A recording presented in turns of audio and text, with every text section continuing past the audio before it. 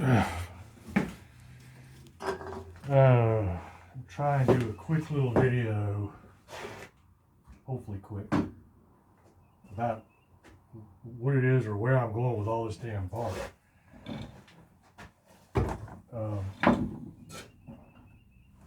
So half of it's going to be birdhouses, and half of it's going to be baskets. Right now I'm going to try and demonstrate how I'm going to do the baskets. It's not really the right size, but maybe you'll get the point across.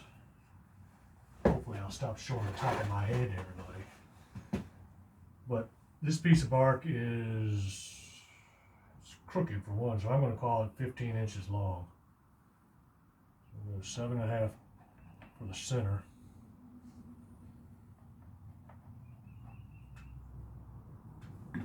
Chalk is worthless. Now I'm going to go from center, I'm going to go 2 inches either way. What's up with this chalk?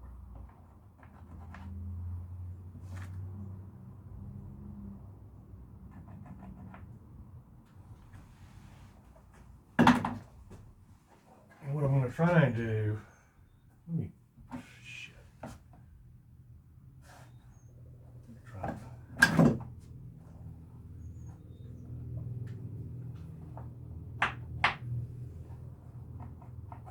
If I had any sense, I'd cut out a pattern like this one. Maybe that one will work. That one's too big.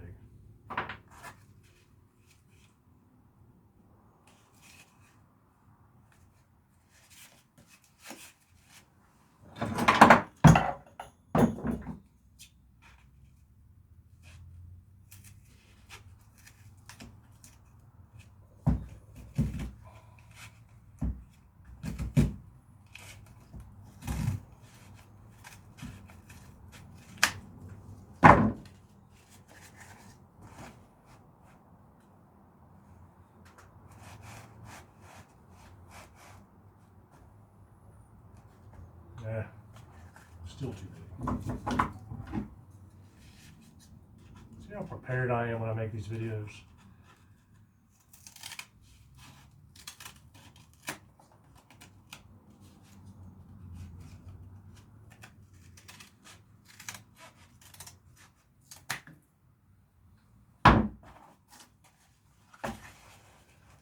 Close enough for demonstration purposes. So the reason I kept saying it's too big is I don't want these points to come past the edge of the bark. I want them just inside, just a little bit inside. We're going to trace this sort of elongated football shape onto the bark. This is poplar bark, by the way, if we have not already discussed that.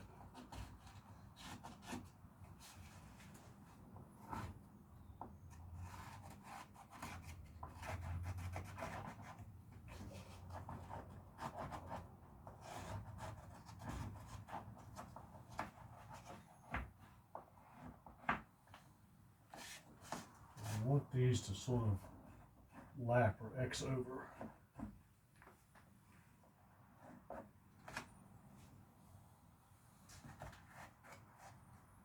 Kind of a lopsided football, isn't it? Not too bad. All right, you can. This next step you can do with, you know, a pocket knife or a stone knife or a shard of glass.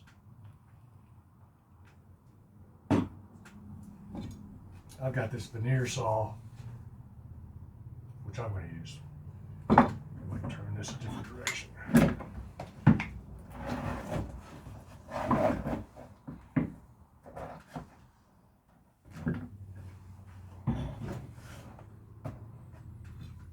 So the idea in making these bark baskets is to cut through the exterior bark, but not through the interior fibers or the cambium layer. And in doing so, we're trying to create sort of a hinge where we can fold this bark up into a box But the key, as I said, is you want to cut it to where you can manipulate it and exercise it, but you don't want to cut all the way through it, because then you defeated the whole purpose of what you're trying to do. But right there, where that thing X's is kind of an important step that will become evident, I hope, later. I mean, this is sort of a hard thing to explain. You kind of just have to watch it.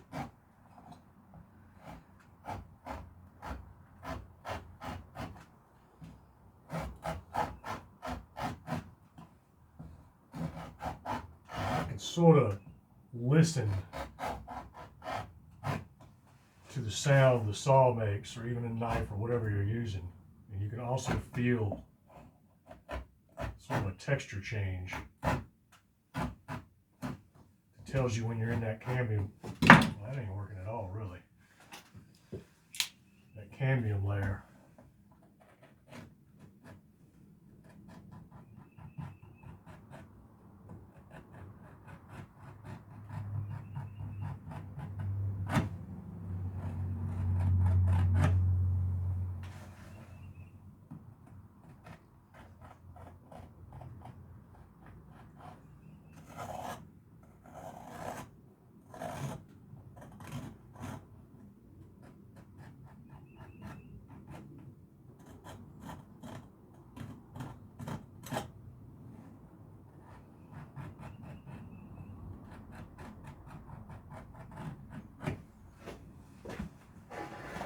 I got a little sloppy there, so.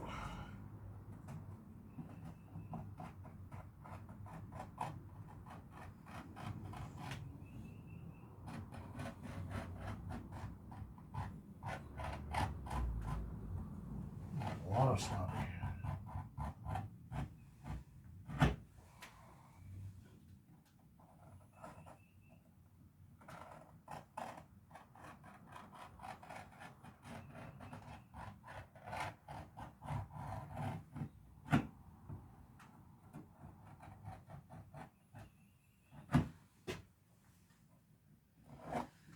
All right, I think, as ugly as that is, I think it's deep enough, but we'll find out. So,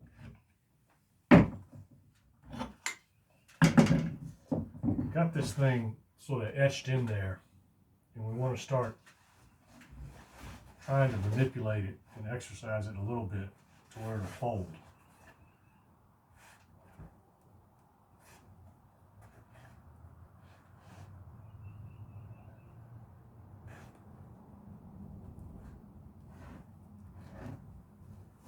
I hope you all can see this happening.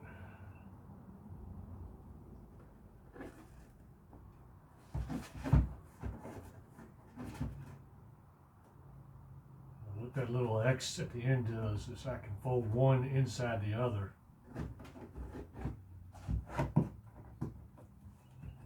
Fucking one hand. Shit.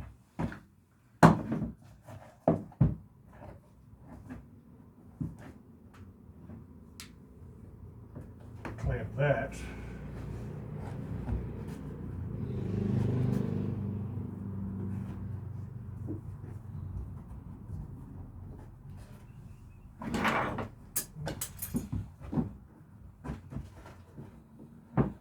Come on, Kevin.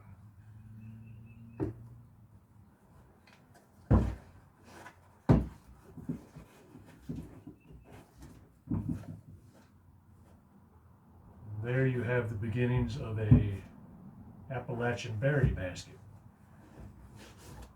And what I'll do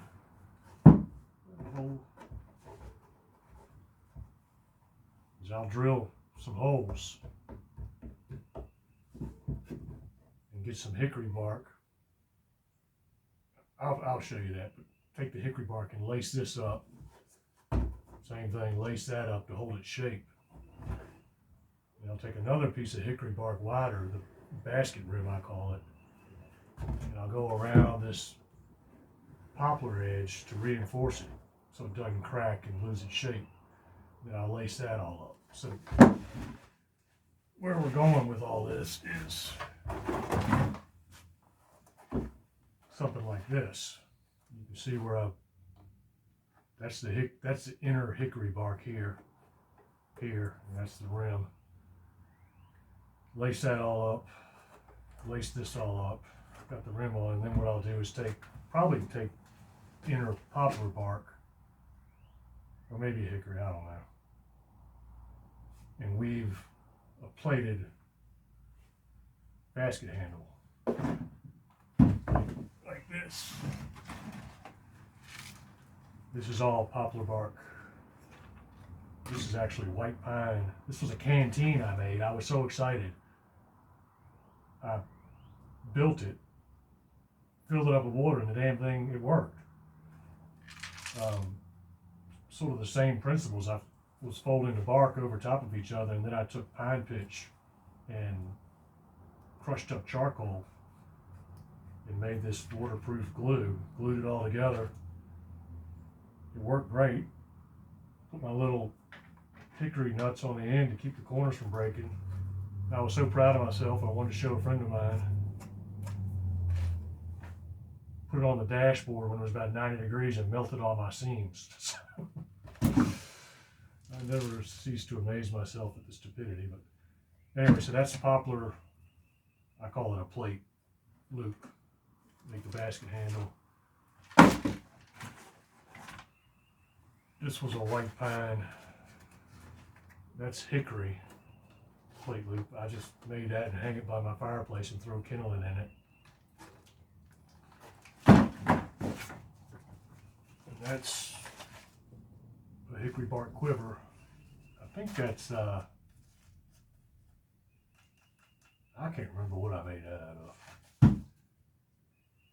That one I put the ring on the inside to help keep the shape.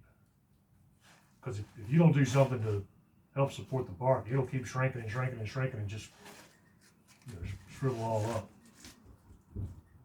But that is where we're going with all this damn bark. Because I can make them and I can sell them. I don't have any left. But I'll show you the next stages here in a little bit, I hope.